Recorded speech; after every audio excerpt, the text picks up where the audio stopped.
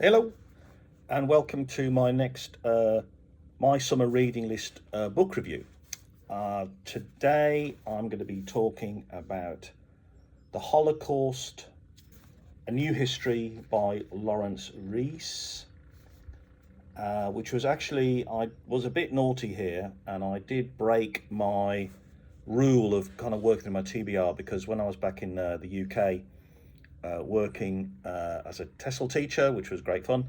In the summer, in July, I did pick this up, and I actually was led to this because I am on some kind of academic uh, PDF journal kind of site, and for whatever reason, I got a link to a PDF which is a scholarly analysis of this, a little bit of a skeptical analysis, to be honest with you. And I thought I was intrigued enough to check it out. Before we go on, I've been told that my kitchen untidiness, like I give a fuck, sorry, is too distracting for the casual viewer. So I will tidy up, um, you know, when it suits me. No, I should tidy up. The cat will probably start complaining soon, and so I thought I'd give you a little bit of the outside view here from the casita, and maybe I'll show you a bit more of the panoramic view in a second too. But anyway, and also maybe this be a little bit of a nicer background. One thing that I know is distracting is that the way that the iPad is set up is that the camera is kind of over here to my right, which means my kind of eyes naturally track that way, and I find it if I flip it, I can look in the right place in the screen, but that means I end up with a portrait instead of a landscape video. So if I can ask you, I'm going to fart about with it to see what I can find out. But anyway, that's kind of where I am. So anyway, let's do. And I've been also told to hold off on my review because it colours how you view the content. So okay, right. Well, let's try it. Let's see how it works. Okay, so. Laurence Rees is a BBC film producer who has specialised over the years of his career in military history. Well, no, that's not in the Nazis basically. So he probably came across. You probably watched or came across the Nazis: A Warning from History. He also did a very, very good, very in-depth, revelatory, similar kind of thing on the real kind of history, the in-depth history of Auschwitz. And this is his kind of, it's as it says on the back, is Laurence Rees has spent 25 years meeting survivors and perpetrators of the Holocaust, and now he writes the full story. Well, yes, there is some of that. Sure.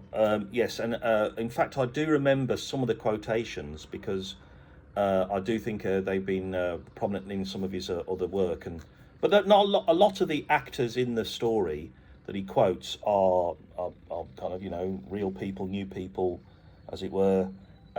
So there's definitely interest in that. Um, I would not keep this book because I think I've read better. To be honest with you, I think the best book on the Holocaust is a fiction book, and it is The Kindly Ones, because I think that guy did the best research, and you absolutely inhabit the his character, his SS character, who in one of these who kind of goes to all the right places and is there at all the right times and sees all of the right stuff. But it's also it's in some extent it's a book of magical realism.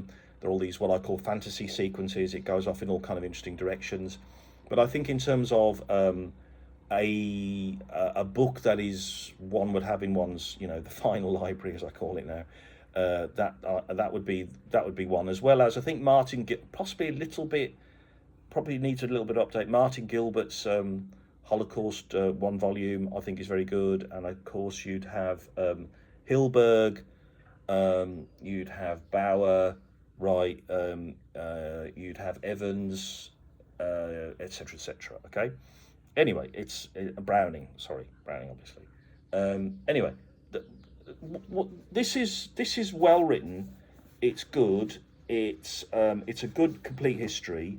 It's very much of the school of thought that it was not intentionalist. It was improvised, and circumstances changed a long time. I think it makes a very, very good case for that. I think the individual testimonies are powerful and moving, and that's all great. I didn't feel ultimately that it did tell me some things new.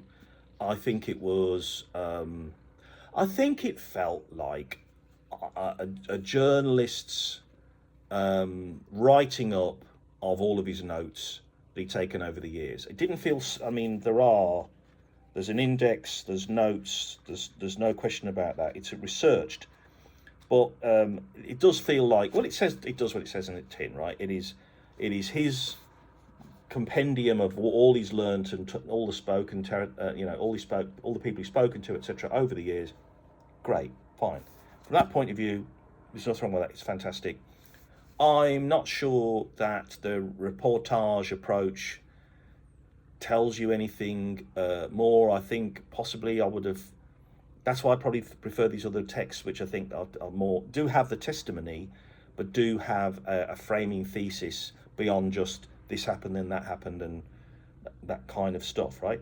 So it's fine. There's nothing wrong with it. It's great. But my review, I'm going to say it's a 3 out of 5.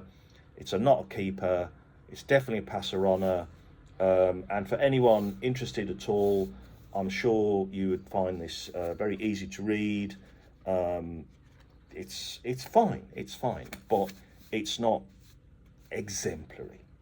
Okay, that's my kind of that's my summary, and that's my recommendation.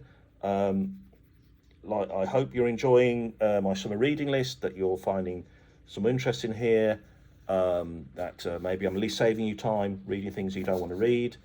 That's my recommendation. 3 out of 5. Not keeping, but well done, worth a read.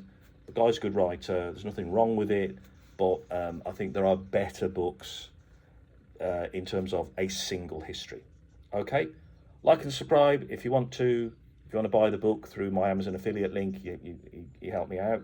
I'm going to buy book tokens basically and donate them to the kid.